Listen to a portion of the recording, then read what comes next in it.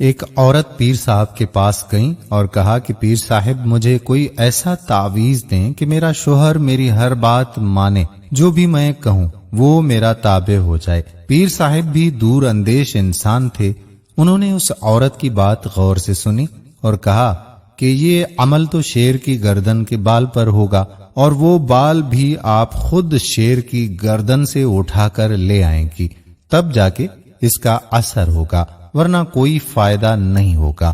وہ عورت بہت پریشان ہو گئی اور مایوسی کے عالم میں وہ واپس آ گئی اور اپنی سہیلیوں کو یہ سارا ماجرا بتایا۔ ایک سہیلی نے مشورہ دیا کہ کام تو مشکل ہے مگر ناممکن تو نہیں ہے نا، تم ایسا کرو کہ روزانہ 5 کلو گوشت لے کر جنگل جایا کرو، جہاں شیر آتا ہے وہاں ڈال کر اور تم چھپ جاؤ، کچھ عرصے کے بعد شیر کے سامنے جا کر ڈالو، وہ گوشت کا عادی ہو جائے تو تم اس کے قریب جا کر گوشت ڈالنا شروع کر دینا اور اس کی گردن پر پیار سے ہاتھ پھیرنا، اور شیر جب تم سے آشنا ہو جائے گا تو گردن سے ایک بال اکھاڑ لینا۔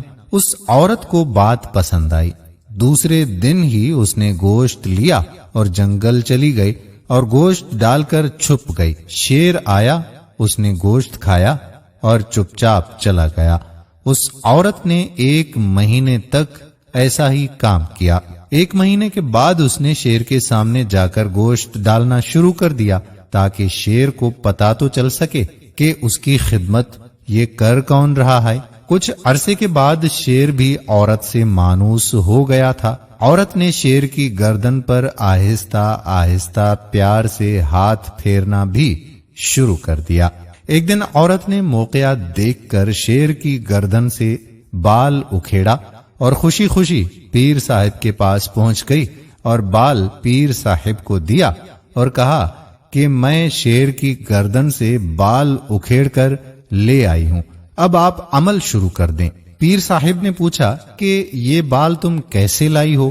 تو عورت نے پورا قصہ پیر صاحب کو سنا دیا۔ پیر صاحب مسکرائے اور کہا کہ کیا تمہارا شوہر اس جنگلی درندے سے بھی زیادہ خطرناک ہے جو کہ خونخوار ہوتا ہے، جس کی تم نے چند دن خدمت کی ہے، اور وہ تم سے اتنا مانوس ہو گیا کہ تم نے اس کی گردن سے بال اکھیڑ لیا اور اس نے تمہیں کچھ بھی نہ کہا؟ تمہارے شوہر کے ساتھ بھی پیٹ لگا ہوا ہے، تم اس کی بھرپور خدمت کرو۔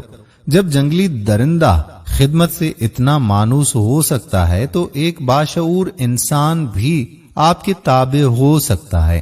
ہماری سب بہنوں سے، سب بیٹیوں سے یہ گزارش ہے کہ اپنے شوہر کی خدمت صرف اور صرف اللہ پاک کی رضا کے لیے کریں، پھر آپ دیکھیں کہ اللہ پاک آپ کے گھر کو کیسے جنت نظیر بنا دیتا ہے۔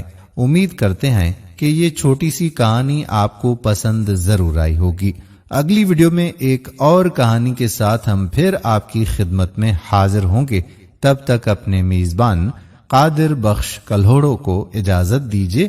اللہ حافظ۔